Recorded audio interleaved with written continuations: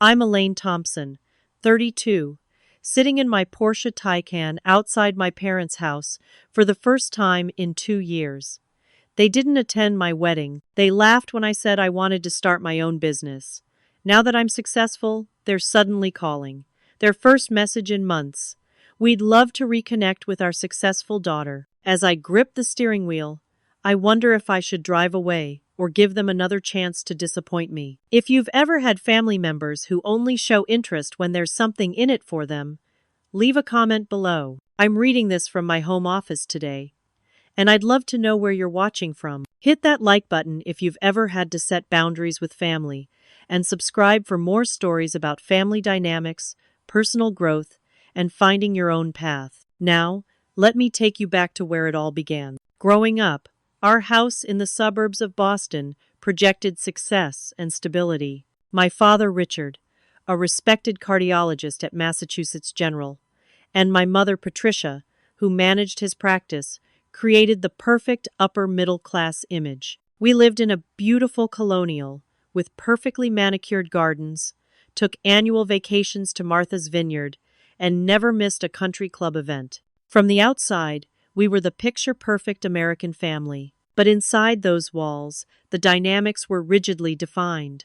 My older brother Kevin was the golden child, following in our father's footsteps toward a medical career. From the moment he announced his intention to become a doctor in 8th grade, my parents beamed with pride at every family gathering, dinner party, and holiday celebration. Kevin got early acceptance to Harvard, they would announce.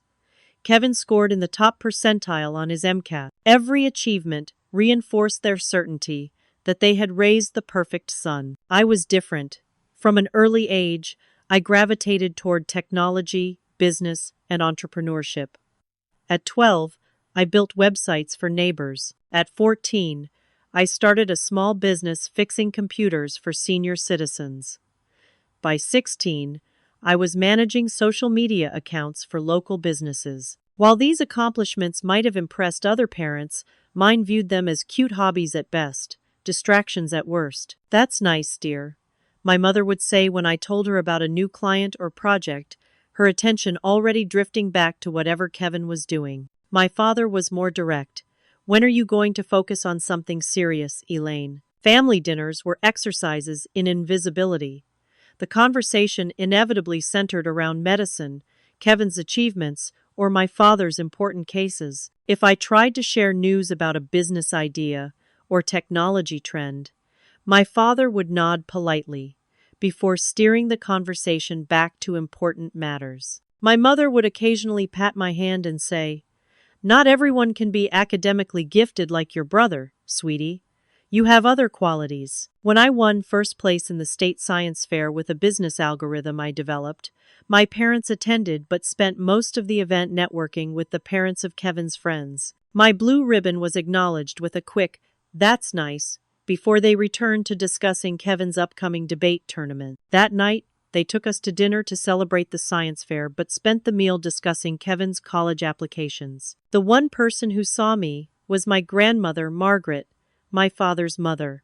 Unlike her son, she recognized entrepreneurial spirit when she saw it. A widow who had run her deceased husband's hardware store for 20 years, she understood business in ways my parents never would. "You remind me of myself," she told me when I was 15, after I showed her my business plan for a new app. "You see opportunities where others see problems. That's rare, Elaine. Don't let anyone dim that light." When Grandma Margaret passed away during my sophomore year of college, I lost my biggest cheerleader. She left me a modest inheritance of $25,000 with a note that read, "For your first serious venture, I believe in you." My parents suggested I use it for something practical like graduate school application fees or a down payment on a condo. Instead, I put it in a separate account, waiting for the right opportunity. College was a revelation. At Boston University's business school, I finally found my people. Professors who respected my ideas, classmates who shared my interests, and most importantly, I met James Chen, a brilliant computer science major with a minor in entrepreneurship. We connected instantly, first as study partners, then as friends, and eventually as a couple. James saw me completely. He listened to my ideas with genuine interest, challenged me to think bigger, and believed in my potential without reservation. With him, I never felt like I was living in anyone's shadow. When I told my parents I was planning to major in business with a focus on tech entrepreneurship, my father sighed heavily. Business degrees are a dime a dozen, Elaine. What about law school? Or even medical administration if you don't have the aptitude for medicine? This is what I'm good at, Dad, I said. This is what I love. Love doesn't pay the bills, he responded, though his six-figure salary certainly afforded him the luxury of such dismissiveness. They reluctantly paid my tuition, making it clear this was an investment they expected returns on. Just make sure you get a job at a respectable firm, my mother said. Something stable with benefits. By senior year, James and I were inseparable. We spent countless nights in the campus library or his tiny apartment, brainstorming startup ideas and planning our future.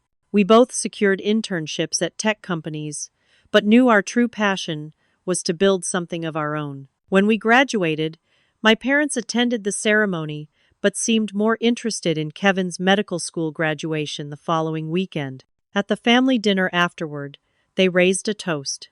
To Kevin, who will be starting his residency at Johns Hopkins, and to Elaine, who has a business degree. As my relationship with my parents grew increasingly strained, my bond with James strengthened. He proposed the summer after graduation during a weekend trip to Cape Cod. When I called my parents with the news, my mother's first question was, "What kind of job does he have?" Not congratulations, not when can we meet him, just concern about his financial stability. "We're actually planning to start a company together," I told her. The silence on the other end of the line spoke volumes. "A company?" my father finally said. "That's not a job, Elaine. That's a fantasy." "We have a solid business plan," I countered. "We've been developing our product for months." My father's laugh was dismissive. "Do you know how many startups fail in the first year?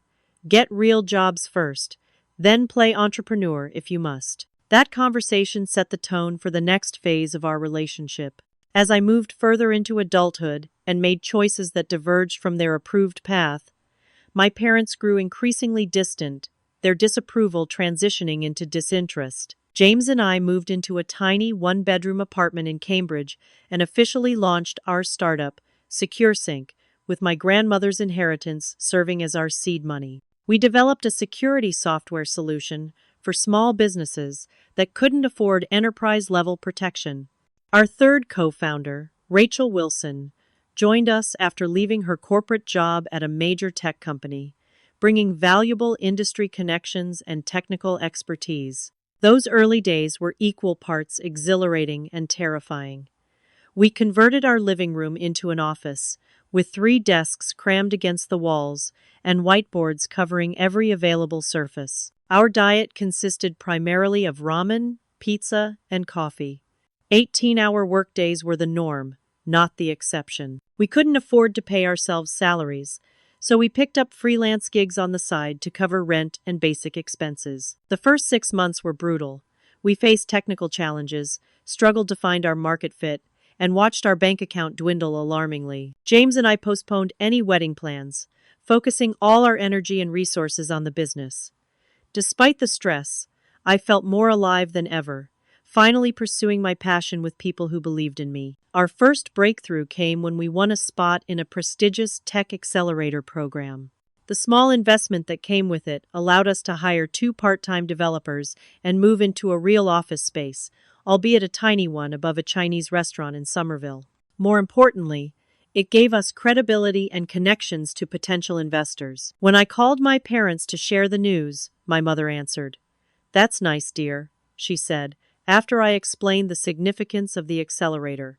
"Did you hear Kevin got published in a medical journal? We're so proud." After several such conversations, I started calling less frequently. When I did reach out, I shared less about my business and more about superficial topics that wouldn't invite comparison or dismissal. James and I got engaged at the 4-year mark of our relationship, right as SecureSync was gaining real traction. We had secured our first round of serious funding, signed several notable clients, and expanded our team to 8 people. We were still far from wealthy, but the business was stable enough that we felt comfortable planning a wedding. We set the date for June 15th, choosing a beautiful venue on the Massachusetts coastline. It would be a modest affair with about 70 guests, mostly friends and family, who had supported us throughout our journey. When I called my parents to tell them we'd set a date, my father answered, "June 15th? That's the weekend of the cardiology conference in Chicago. Kevin is presenting research. Dad, this is my wedding date. We've already put down deposits." "Well, that's unfortunate timing," he said, as if I'd scheduled a casual lunch that conflicted with their plans. "We'll have to see what we can do." Over the next few months, as wedding planning progressed, my parents remained non-committal about their attendance. "We're trying to work it out," my mother would say when I asked directly. Meanwhile, they showed no interest in meeting James's parents, helping with arrangements, or participating in any pre-wedding events. 2 months before the wedding, I received a call from my father. "Elaine, I'm sorry, but we won't be able to attend your wedding. The conference is too important for Kevin's career, and your mother and I need to be there to support him." Despite bracing myself for this possibility, the finality of his words felt like a physical blow. "You're choosing a conference over my wedding? Dad, can't you come even if Mom stays with Kevin?" "It wouldn't be appropriate for just one of us to attend," he said stiffly. "I'm sure you understand the importance of professional connections in Kevin's field." I didn't argue. What was the point? "I understand completely," I said, my voice hollow. "You've made your priorities very clear." Later that day, Kevin called me. "Elaine, I'm so sorry about Mom and Dad. I told them I could skip the conference, but they insisted it was too important." "It's not your fault," I assured him, though part of me resented that he hadn't taken a stronger stand.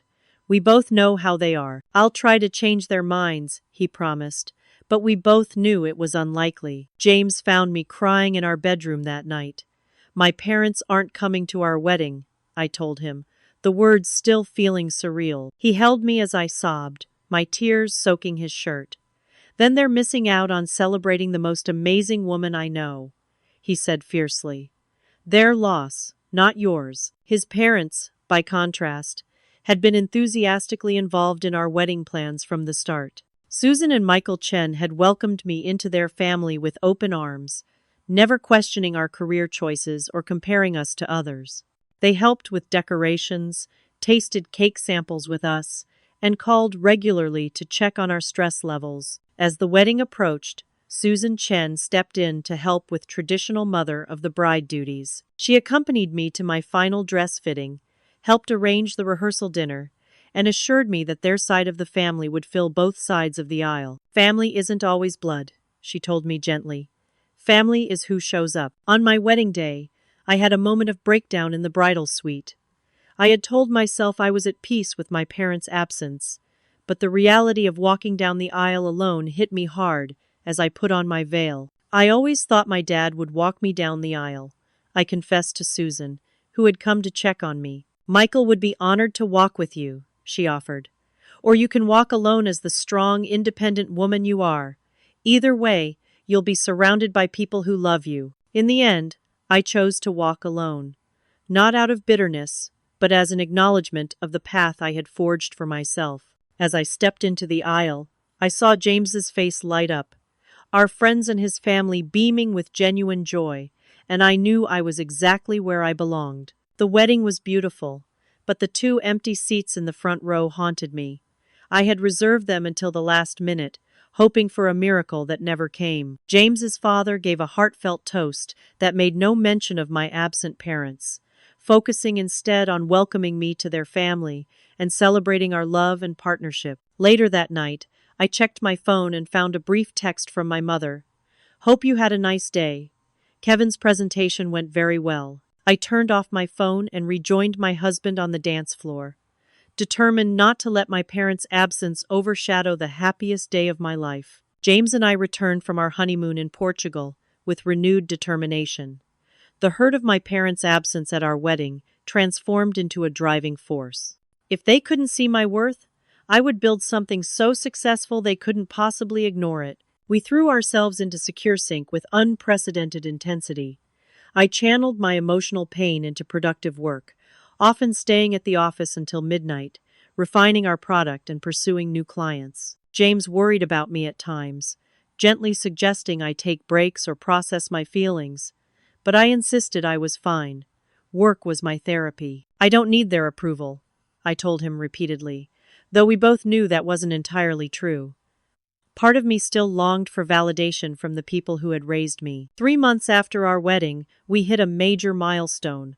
Our security software caught the attention of industry leaders when it successfully prevented a significant data breach at one of our client companies. The incident made tech news, and suddenly our phones were ringing with potential investors and customers. Rachel, our technical genius, improved our algorithms based on data from the prevented breach, making our product even more robust. We hired 5 more employees, moving to a larger office space in Cambridge's tech corridor. Our team was young, hungry, and passionate about what we were building. I threw myself into the role of CEO, handling investor relations and business development, while James managed operations and Rachel led the technical team. The long hours and constant pressure were exhausting but exhilarating. For the first time in my life, I felt completely in my element, valued for exactly who I was. We secured a second round of funding, this time from a major venture capital firm that specialized in cybersecurity startups. The influx of capital allowed us to expand our marketing efforts, improve our infrastructure, and bring on more specialized talent. I sent a brief email to my parents about the funding news, not expecting much response. My mother replied with a single line, "That's nice, dear. Your father is receiving an award from the Medical Association next month." I stopped sending updates after that. Kevin remained the only family connection I maintained. He made efforts to meet for coffee when he visited Boston and genuinely asked about the business. "What Mom and Dad don't get," he told me during one visit, "is that you're doing exactly what you were meant to do. I'm proud of you, sis." His support meant more than he knew, though I still felt the sting of being the family disappointment. The true game changer came 18 months after our wedding. A major tech company approached us about acquiring SecureSync. Their initial offer was substantial, but with our growing client base and proprietary technology, we knew we could negotiate for more. The acquisition process was intense. Weeks of due diligence, meetings with lawyers, negotiations over terms. James, Rachel, and I worked around the clock, determined to secure the best possible outcome for our team and our vision. When the final deal was signed, the acquisition price was $24 million. After paying our investors and distributing shares to our team members, James and I each walked away with just over $8 million. Rachel received slightly less as a later co-founder, but was still set for life if she managed her new wealth wisely. The night we closed the deal, our entire team celebrated at an upscale restaurant in Boston. As I looked around at the faces of people who had believed in our vision, I felt an overwhelming sense of vindication. We had built something valuable. We had succeeded despite the doubters. The next morning, in a moment of perhaps petty indulgence, I visited a Porsche dealership. I had always admired the sleek lines of the Taycan, their fully electric sports car. After a test drive and minimal negotiation, I signed the papers on a $135,000 Glacier Blue Taycan 4 seconds. The salesman seemed surprised when I paid cash rather than financing. "First big purchase?" he asked as he handed over the keys. "First of many," I replied, feeling a rush of satisfaction as I slid behind the wheel. 2 weeks later, a feature article appeared in Boston Business Journal, "From Startup to Success: How 3 Boston Entrepreneurs Built a $24 Million Company." The piece included photos of James, Rachel, and me, along with details of our journey from a tiny apartment to a successful acquisition. The journalist had done their research, mentioning my early entrepreneurial efforts as a teenager and our bootstrap beginnings. I didn't send the article to my parents. I didn't need to. 3 days after the article was published, my phone rang with my mother's number. I let it go to voicemail, not ready to engage. Her message was cheerful, as if we'd spoken recently. "Elaine, darling, Your father and I just saw the most wonderful article about you in the journal. We're so proud. We'd love to have you and James over for dinner soon to catch up. It's been too long since we've seen you. Call me back when you can." More messages followed over the next few days, from both parents. Texts, voicemails, even emails. After 2 years of near silence, they were suddenly very eager to reconnect with their successful daughter. I didn't respond immediately. Instead, I discussed the situation with my therapist, Dr. Abigail Harrison, whom I'd started seeing 6 months after the wedding to help process my family dynamics. "What do you want from this potential reconnection?" she asked during our session. "What would make it worth engaging with them again?" It was a question I needed time to consider. Part of me wanted to ignore them permanently, to give them a taste of the disregard they'd shown me. Another part still yearned for some form of parental relationship, however imperfect. "I think I need to understand their true motives," I finally told James one evening as we discussed the situation. "Are they genuinely proud and realizing they misjudged me? Or do they just want access to our new wealth?" "Only one way to find out," he said, squeezing my hand supportively. "But whatever you decide, remember you don't owe them anything." After much consideration, I texted my mother. "I'm free next Friday afternoon. I can stop by for a short visit." Her response was immediate and enthusiastic. "Wonderful! We can't wait to see you, darling." As I pulled up to my childhood home in my new Porsche, I noticed the curtain in the front window move.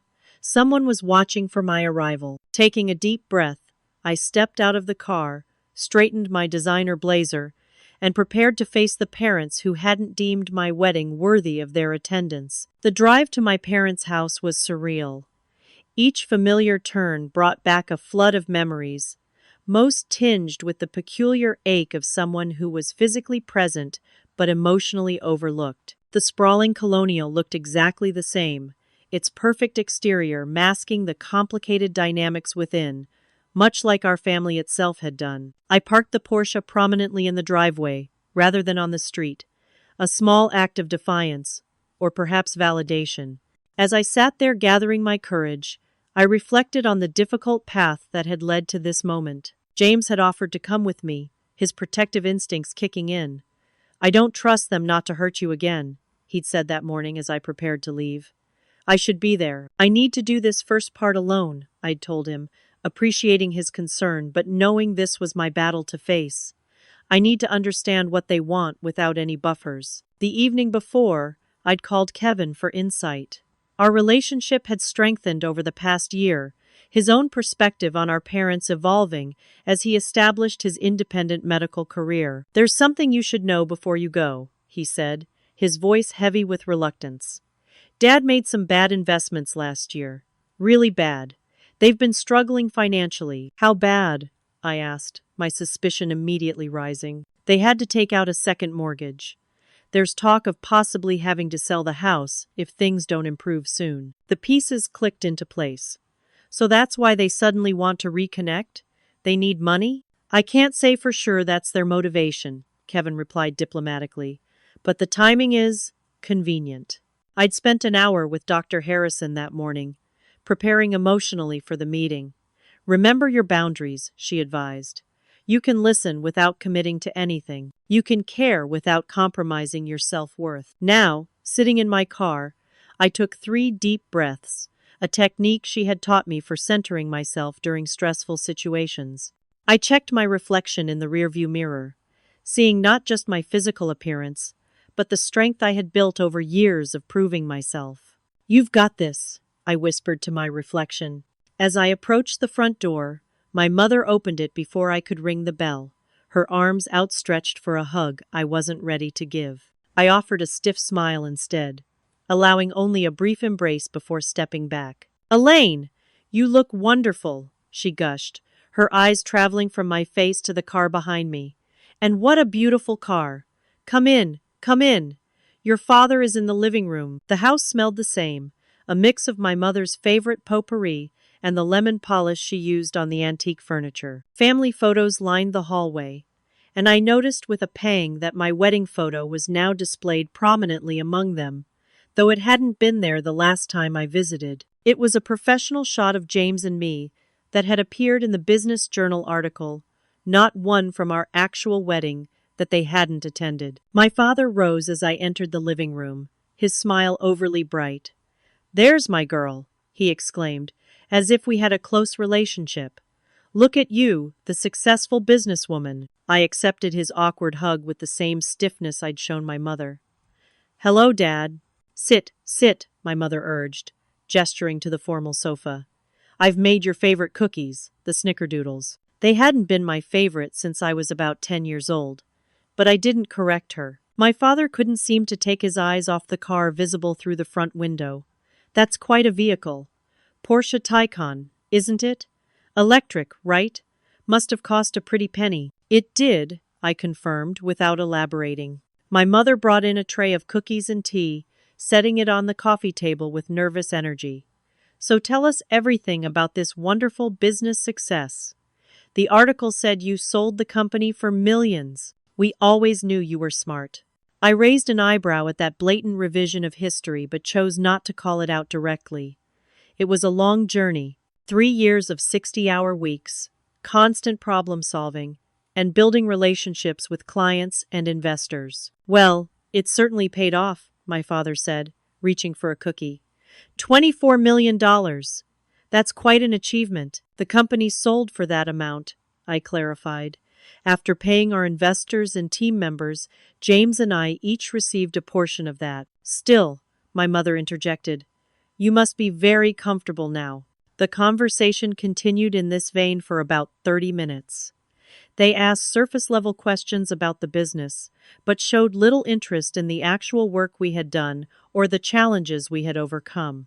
Instead, they steered the conversation toward financial topics: the cost of real estate in Boston, the volatility of the stock market, the burden of their property taxes. After declining a third cookie, I decided to address the elephant in the room. "It's been 2 years since we've really talked. You didn't attend my wedding. You barely responded when I shared business milestones. Now suddenly you're interested in my life. What changed?" If you've ever had to confront family members about their true motivations, you know how nerve-wracking it can be. I'd love to hear your experiences in the comments below. Have you ever had to set boundaries with parents or siblings? Sometimes the hardest part is standing your ground when they try to make you feel guilty. Hit that like button if you've been there, and subscribe for the next part of this story, where I'll share what happened when I finally confronted my parents about the real reason for their sudden interest in my life. My direct question created an immediate tension in the room. My mother's smile faltered, and my father shifted uncomfortably in his armchair. The grandfather clock in the corner ticked loudly in the silence. "Changed? Nothing's changed, darling," my mother finally said, her voice artificially bright. "We've always been interested in your life." "That's not true," I replied calmly, "and I think we all know it." My father cleared his throat. "Well, perhaps we've been a bit distracted. But we're your parents. We've always wanted what's best for you." "What's best for me?" I repeated slowly. "Like when you told me starting a business was a fantasy? Or when you missed my wedding for a conference?" My mother's face flushed. "That was unfortunate timing. We explained that situation. You chose not to come," I corrected her. "Kevin told me he offered to skip his presentation, but you insisted it was too important." My father leaned forward. "Elaine, the past is the past. We're trying to reconnect now. Can't we focus on the present?" I noticed a photo album conspicuously placed on the coffee table that hadn't been there when I first sat down. My mother followed my gaze and quickly opened it. "Look, I found these old photos the other day. Remember this family vacation to Maine? You were about 12. We had such a wonderful time at that lake house." The transparent attempt to evoke nostalgia and familial warmth might have been touching if it weren't so obviously calculated. The album was filled with carefully selected moments that portrayed us as a loving, connected family. There were no photos showing the reality: my parents attending Kevin's science competitions while leaving me with a babysitter, or the many dinners where I sat silently while they lavished attention on my brother. "That was the vacation where you left me at the cabin with a neighbor while you took Kevin to visit the medical school in Portland," I reminded them. My mother quickly turned the page. Oh, and here's Christmas when you were 16. Look at all those presents, most of which were for Kevin because he'd just been accepted to Harvard, I added. My father sighed heavily. Elaine, if you're just here to dredge up grievances from the past, I'm here because after 2 years of near silence, you suddenly want to reconnect. I'm trying to understand why. My mother placed her hand on mine, her diamond tennis bracelet glinting in the afternoon light. Because we miss you, darling. We're getting older, and family becomes more important. And it has nothing to do with the article mentioning the acquisition price of my company? My father's expression shifted almost imperceptibly, but I caught it. Discomfort, perhaps guilt. Well, of course we're proud of your success, he said, his tone suggesting he was being completely reasonable. It's natural for parents to take pride in their children's achievements. You weren't proud when we were building the company. You weren't proud when we secured our first major investment. You weren't proud when I got married. But now that there's money involved, suddenly you're bursting with parental pride. My mother's eyes welled with tears, a response I'd seen her deploy strategically throughout my childhood whenever confronted with uncomfortable truths. How can you say such things? We've always loved you. I'm sure you have, in your way, I conceded. But love without respect or support isn't what I needed from you. My father stood abruptly, moving to the bar cart in the corner of the living room. I need a drink for this conversation. Scotch, Elaine? No, thank you. I'm driving. He poured himself a generous glass of Macallan 18, another sign that despite their alleged financial troubles, certain luxuries remained untouched. When he returned to his seat, his demeanor had changed. Less defensive, more directly tactical. Elaine, since we're being frank with each other, there is something your mother and I wanted to discuss with you. Here it was. The real purpose of the reunion. We've hit a bit of a rough patch financially, he continued, swirling the amber liquid in his glass. Some investments didn't pan out as expected, and with the current economy, my mother jumped in, her tears miraculously dried. The bank is being absolutely unreasonable about the mortgage. After all these years of perfect payments, what exactly are you asking me? I said, though I already knew. My father took a long sip of his scotch before answering. We thought perhaps you might be in a position to help family in a time of need. A loan of sorts, though of course we wouldn't insist on formal repayment terms between family. How much are we talking about? 70,000 would resolve the immediate issues with the bank, he said, as casually as if requesting to borrow a book. I nearly choked. $70,000? It's not that significant an amount, considering your recent windfall, my father pointed out.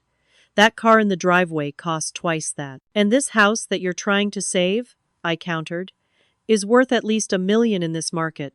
Why not downsize? My mother looked aghast. Leave our home? Where would we entertain? What would people think? So this is about keeping up appearances? It's about maintaining the lifestyle we've worked for, my father corrected. I've given 40 years to medicine, to helping others. Is it so wrong to want to live comfortably in my later years? I sat back, taking in the familiar surroundings with new eyes. The antique furniture, the original artwork, the crystal decanters on the bar cart. All symbols of success and status that had always been so important to my parents. Let me understand this clearly, I said.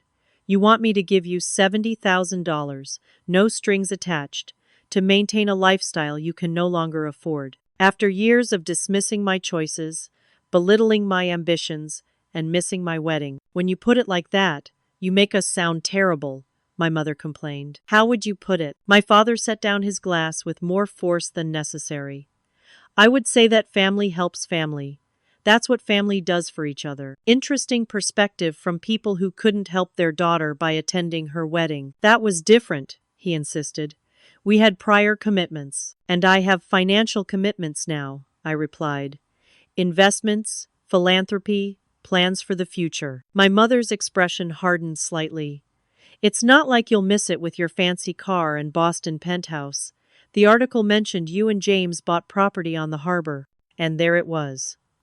The assumption that their claim to my money was stronger than my own choices about how to use it, that their financial irresponsibility should become my problem to solve, that after years of emotional neglect, I should rush to their financial rescue without hesitation. I need to think about this, I said, standing up.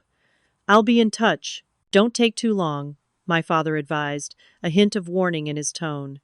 The bank isn't particularly patient. As I walked to the door, my mother followed, her expression a practiced mixture of hope and martyrdom. We're having a small dinner party next Saturday. Nothing formal, just a few friends from the club. You and James should come. Everyone would love to see you. I understood the subtext immediately. They wanted to show off their successful daughter and son-in-law to their social circle. Perhaps drum up some business connections or investment opportunities to help their financial situation beyond what they were asking from me directly. I'll check our calendar, I said noncommittally. My mother hugged me at the door, holding on longer than necessary. We really are proud of you, Elaine. You've done so well for yourself. As I walked to my car, I could feel them watching from the window. I maintained my composure until I was safely inside the Taycan with the door closed. Then I let out a long, shaky breath, gripping the steering wheel so tightly my knuckles turned white. I drove 2 blocks away before pulling over, too emotional to continue safely. Tears of frustration and disappointment blurred my vision. I had come seeking closure, perhaps even a genuine reconnection if they had shown true remorse or self-awareness. Instead, I got a financial request and an invitation to be paraded before their friends like a trophy. I called James, needing his steadying presence. They asked for money, I said when he answered, not bothering with preliminaries. How much? His voice was calm but tinged with the anger I knew he felt on my behalf. 70,000. For their mortgage. Wow.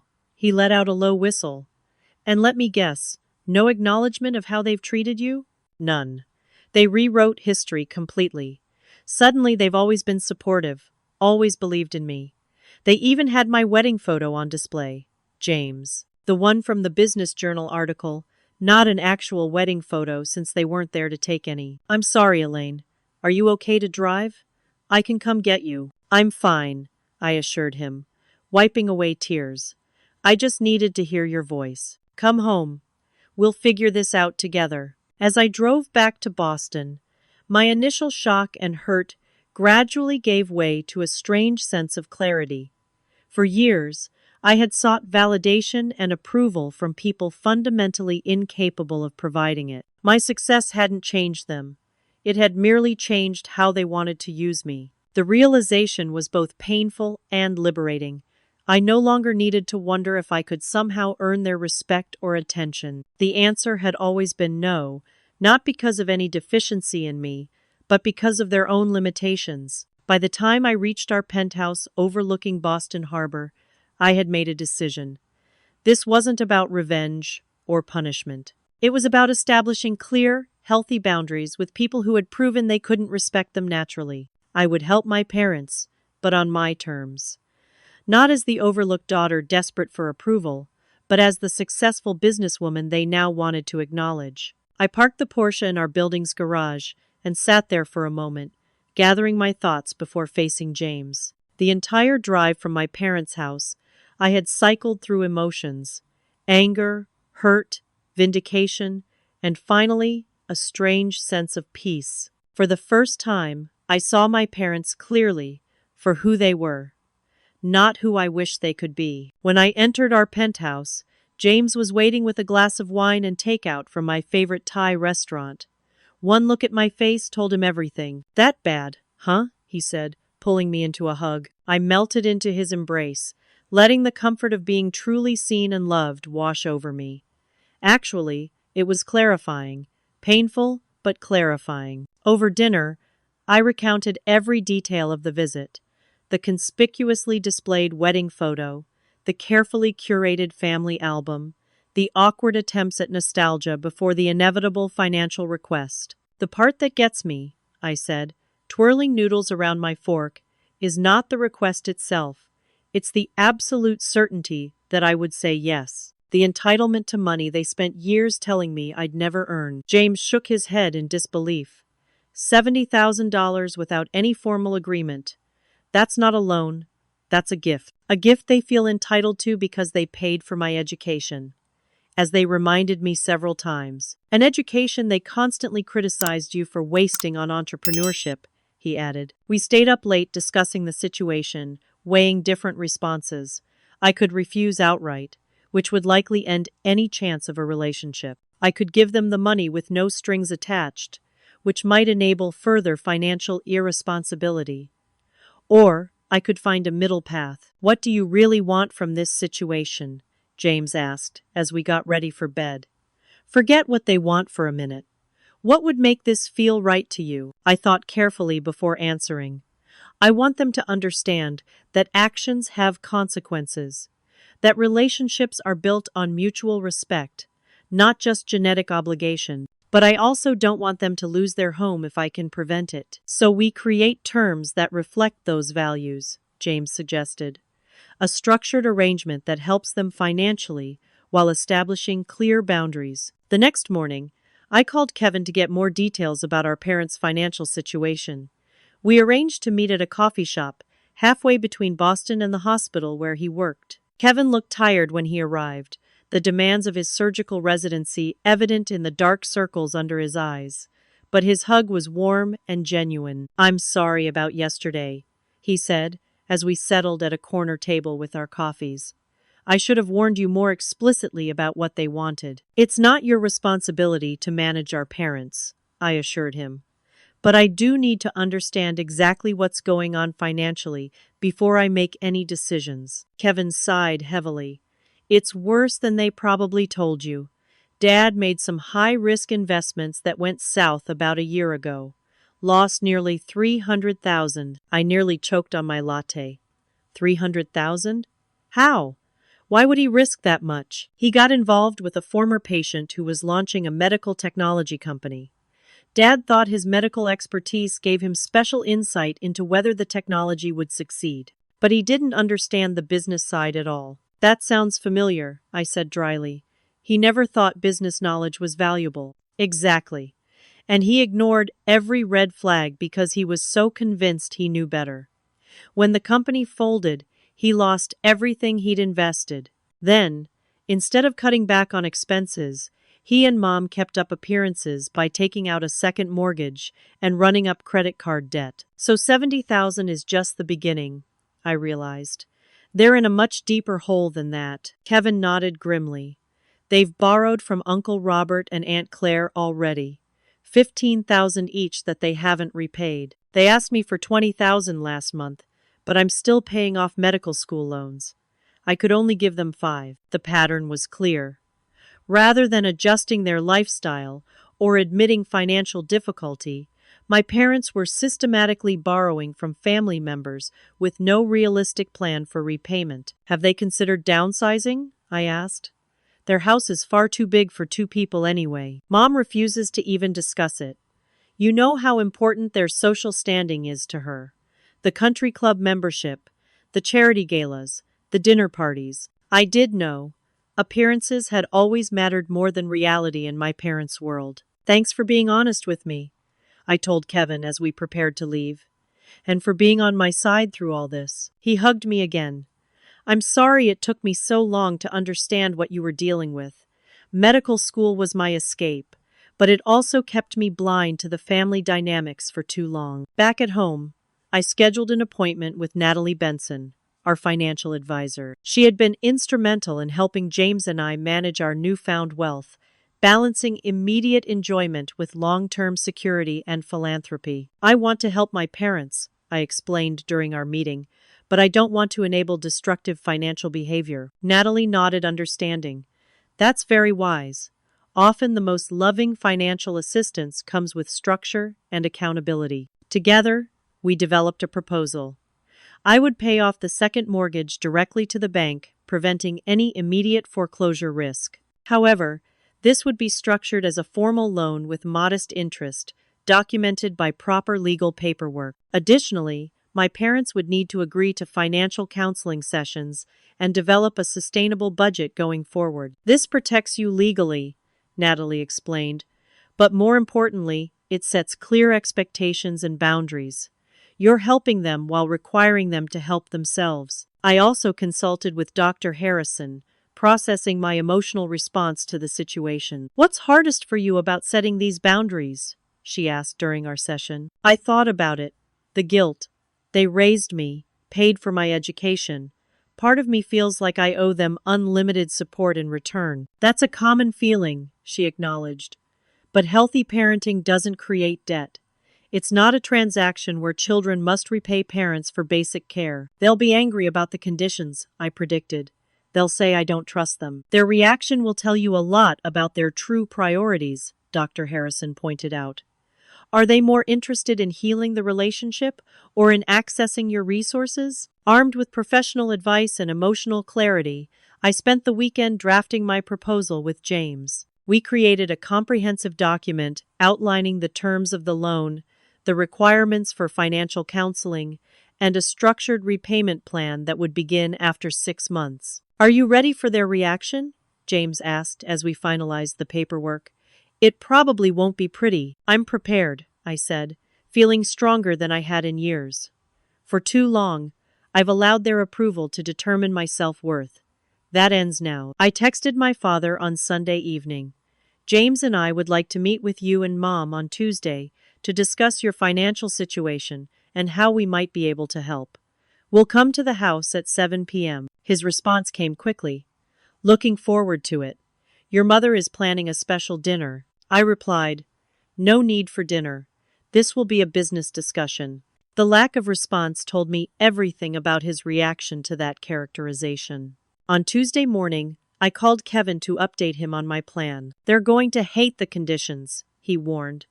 "They expect unconditional support." "I know," I replied. "But this is the only kind of help I'm willing to offer.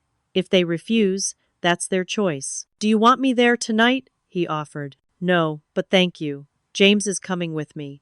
We need to present a united front." As evening approached, I felt a curious calm. For perhaps the first time in my relationship with my parents, I was approaching them not as a daughter seeking approval, but as an adult with clear boundaries and expectations. Whatever happened tonight would set the tone for our relationship moving forward, if there was to be one at all. James squeezed my hand as we pulled into my parents' driveway, the Porsche once again a silent statement of the changed power dynamic. "Remember," he said quietly, "you're not responsible for their feelings or their choices. You're only responsible for treating them with respect while honoring your own boundaries." I nodded, gathering the folder of documents as we approached the front door. "Let's do this." Despite my text specifying no dinner, the dining room table was set with my mother's best china and crystal when we arrived. The smell of roast beef filled the house, my father's favorite meal prepared with obvious care. "Elaine, James! Come in, come in." My mother greeted us effusively, air-kissing James on both cheeks as if they were old friends rather than meeting for the second time. "Dinner is almost ready." "Mom, I said this would be a business meeting," I reminded her firmly. "We've already eaten." Her smile faltered slightly. "Well, surely you can join us for a glass of wine? Your father opened a special bottle of Cabernet?" I shared a glance with James, who gave me a subtle nod of support. "We can sit in the dining room, but this is not a social call. We're here to discuss your financial situation." My father emerged from the kitchen, already holding a glass of wine. "No need to be so formal, Elaine. We're family." "That's precisely why we need to be clear and direct," I countered, moving to the dining room and placing my folder on the table. "Shall we sit?" Reluctantly, my parents followed our lead. My mother hovered uncertainly by the kitchen door. "Should I at least bring out some appetizers?" "That's not necessary," I said gently but firmly. "Please, sit down so we can talk." Once we were all seated, an awkward silence fell. My parents clearly expected us to lead with an offer of financial assistance. Instead, I began by addressing the core issue. "Before we discuss any financial arrangements, I need to be honest about how your absence at our wedding affected me." My mother immediately looked uncomfortable. "Elaine, we've already explained about the conference." "Please let me finish," I interrupted, my voice steady. "For years, I sought your approval and support. When you chose not to attend the most important day of my life, it sent a clear message about where I ranked in your priorities." My father shifted in his seat. "That's not fair. It was a complicated situation. It was actually very simple, James interjected, his normally gentle tone hardened by protective instinct. You chose not to be there for your daughter. We're not here to rehash the past, my father said dismissively. But we are, I countered, because the past informs the present. Your pattern has been to dismiss my choices, minimize my achievements, and prioritize appearances over genuine connection. Now you're asking for significant financial help without acknowledging any of that history. My mother's eyes welled with tears. We've always wanted what's best for you, Elaine. What you thought was best? I corrected her. Not what I needed or wanted. There's a difference. If you've come here just to criticize us, my father began, his face flushing with anger. I've come with a proposal, I interrupted, opening my folder and removing the documents Natalie had helped prepare. Kevin has given me a more complete picture of your financial situation. I understand you need approximately $70,000 to prevent foreclosure proceedings, but your total debt is closer to $350,000. My parents exchanged a quick glance, clearly surprised that I knew the full extent of their financial troubles. We're prepared to help, I continued, sliding the documents across the table, but not unconditionally. My father's expression darkened as he scanned the first page. A formal loan agreement? Between family? Yes. We'll pay off your second mortgage directly to the bank, preventing any immediate foreclosure risk. The loan will have a modest interest rate, below market value. Repayment will begin in 6 months, giving you time to stabilize your situation. This is ridiculous, he sputtered. We're not applying for a bank loan. We're asking our daughter for help. There's more, I continued calmly. As a condition of this loan, you'll need to work with a financial counselor of our choosing, at our expense, to develop a sustainable budget moving forward. My mother gasped as if I'd slapped her. You don't trust us to manage our own finances? Your current situation suggests you could benefit from professional guidance, James said diplomatically. This is insulting, my father declared, pushing the papers back toward me. We raised you, put you through college, and this is how you respond to our time of need? With conditions and contracts? I had anticipated this reaction but still felt a pang at his anger. James placed his hand supportively on my knee under the table as I continued. I understand this feels uncomfortable, but continuing as you have been isn't sustainable. The loan and counseling aren't punishments. They're tools to help you regain financial stability. By treating us like children who can't be trusted, my mother said bitterly. By treating you like adults who are facing consequences for financial decisions, I corrected. This is the only assistance we're prepared to offer. You're free to decline. My father stood abruptly. I think you should leave. Richard, my mother protested, panic flashing across her face. Let's not be hasty. No, Patricia. I won't be dictated to by my own daughter. This is outrageous. I remained seated, maintaining my composure despite the familiar sting of his dismissal. I understand you're upset. The offer remains open if you reconsider. The documents include our contact information and next steps, if you choose to accept. Ungrateful, he muttered, pacing the dining room. After everything we've done for you, my voice shook slightly, but I pressed on. What exactly did you do for me, Dad? You paid for an education you constantly reminded me I was wasting. You dismissed my business ideas until they made money. You missed my wedding for a conference. So please, tell me what gratitude you feel entitled to. James squeezed my hand, silently supporting me, as I finally spoke truths that had been bottled up for years. My mother looked stricken. Elaine, despite what you may think, we do love you. I believe you do, in your way, I acknowledged.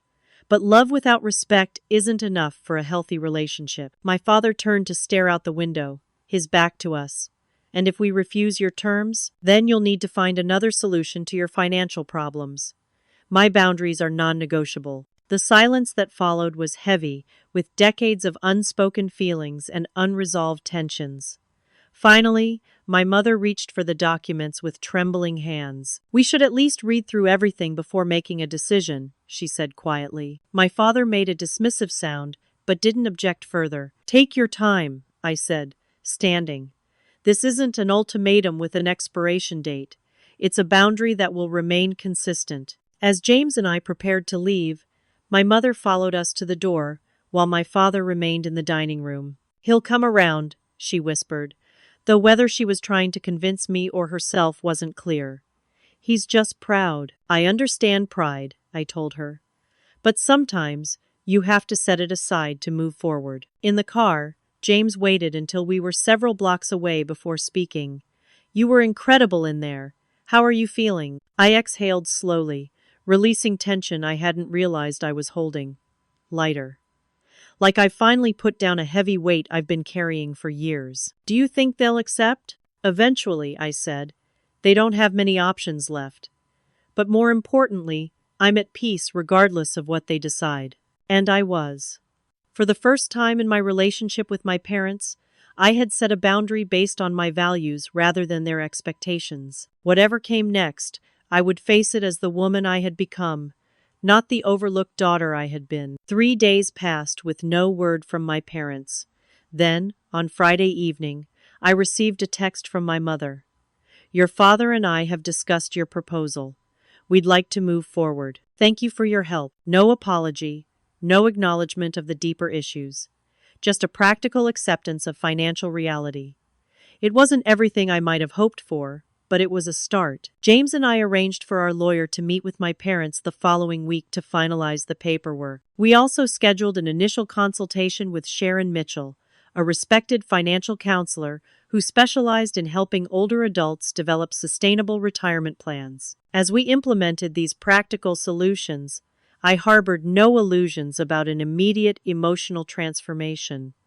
My parents hadn't suddenly developed self-awareness or recognized their past behavior. They had simply accepted the terms necessary to solve their immediate problem. But sometimes, practical boundaries create space for emotional growth. Only time would tell if our relationship could evolve into something healthier than what had come before. The months following our financial agreement brought unexpected developments in my relationship with my parents. The initial sessions with Sharon Mitchell were tense, my father bristling at having to justify expenses he considered essential, while my mother struggled to conceptualize life without certain luxuries. But gradually, a shift began to occur. Sharon's direct yet compassionate approach helped them confront financial realities they had long avoided.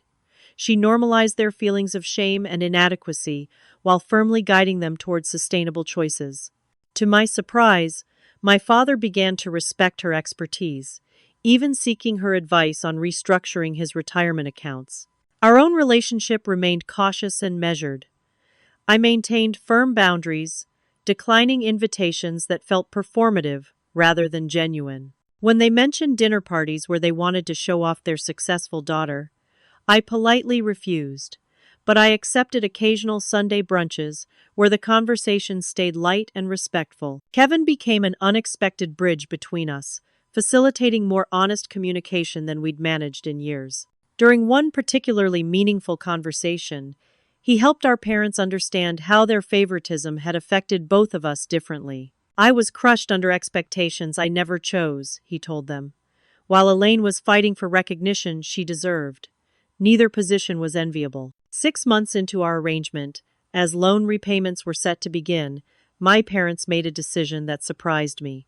With Sharon's guidance, they put their house on the market. "It's too big for just us anyway," my mother explained when they invited James and me to help them sort through decades of accumulated possessions. "And the maintenance costs are unsustainable." The admission represented significant growth from the woman who had once declared she could never face her friends if they downsized. Even more surprising was my father's pragmatic attitude toward the change. "Sharon helped us run the numbers," he explained, sounding remarkably like the businessman he'd once dismissed. "Between eliminating the mortgage, reducing property taxes and maintenance costs, and investing the remaining equity, we'll be in a much stronger position." They found a lovely townhouse in a nearby community, significantly smaller but still comfortable.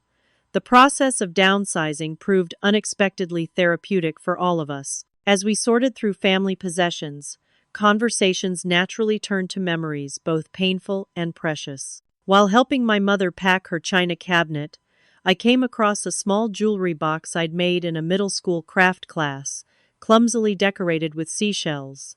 "You kept this?" I asked, surprised. She looked embarrassed. "I've kept everything you ever made me, Elaine. They're in that box over there." The box contained dozens of childhood creations, handmade cards, art projects, even my first business plan, written in purple marker when I was 11. I had assumed these had been discarded long ago, evidence that despite her emotional limitations, some part of my mother had always valued my efforts. A year after our confrontation, James and I discovered I was pregnant. Sharing this news with my parents tested the fragile new dynamics we had established. Would they revert to form, making the experience about their expectations rather than our joy? To my relief, they responded with genuine excitement, unmarked by attempts to control or direct the experience. My mother asked thoughtful questions about how I was feeling rather than immediately planning a baby shower to impress her friends. My father expressed pride without comparing the news to Kevin's achievements. When our daughter Lily was born, my parents visited the hospital with a simple bouquet and a handmade baby blanket my mother had been quietly working on for months. "May I hold her?" my father asked, a vulnerability in his voice I'd rarely heard. As he cradled his granddaughter with surprising tenderness, I glimpsed the man he might have been with different priorities and perspectives, not perfect, but present. Not controlling, but caring. The most unexpected gift came several weeks later.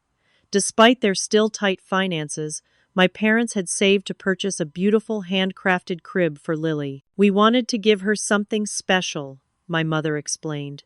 "Something that wasn't about status or appearances." "We know we can't make up for the past," my father added, the closest he had come to acknowledging previous wrongdoing. "But we'd like to be better grandparents than we were parents, if you'll give us that chance." The statement wasn't a complete reckoning with their behavior, but it represented meaningful progress. They were beginning to see how their values and choices had affected our relationship, even if they couldn't fully articulate it yet. As Lily grew, my parents surprised me with their willingness to follow our parenting boundaries rather than imposing their own preferences. When we established screen time limits or food guidelines, they respected our decisions without comment or criticism. The most profound moment came during Lily's first birthday party. As family and friends gathered to celebrate, my father asked to speak privately with James and me on the patio. "I owe you both an apology," he said, visibly uncomfortable but pressing forward. "I should have been at your wedding. There's no excuse for missing that day, and I'm deeply sorry." The words I had longed to hear for years caught me off guard. I had made peace with never receiving this acknowledgement, focusing instead on the relationship we were building in the present. "What brought this on?" I asked, genuinely curious about the timing. "Watching you with Lily," he admitted, "seeing how you prioritize her needs above your own convenience. It's made me reflect on my own choices as a father." The apology wasn't a magic eraser for decades of emotional distance, but it was a meaningful step toward healing. That night, after the guests had gone and Lily was asleep, James found me looking through old family photos. "Penny for your thoughts?" he asked, wrapping his arms around me. "I'm thinking about legacy," I replied.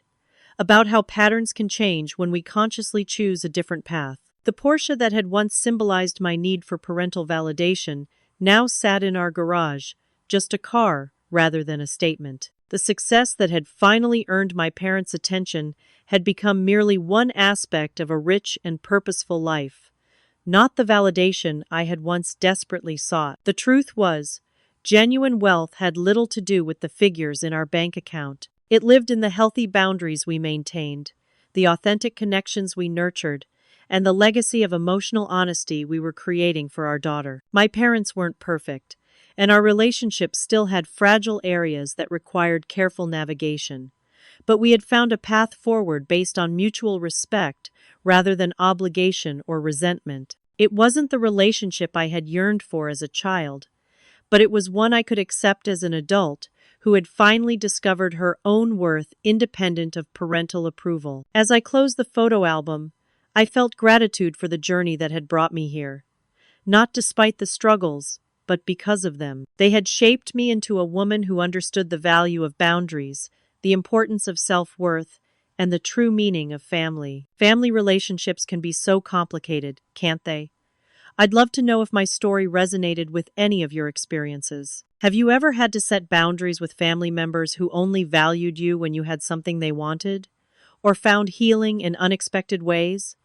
Leave a comment below sharing your journey. And if this story gave you any insight or courage for your own family situations, please hit that like button and subscribe to the channel for more authentic stories about navigating complex relationships. Your support means the world to me, and I'm grateful to everyone who takes the time to engage with these deeply personal experiences. Remember, sometimes the most loving thing we can do for others and ourselves is to establish clear boundaries. Thank you for joining me on this journey, and I'll see you in the next story.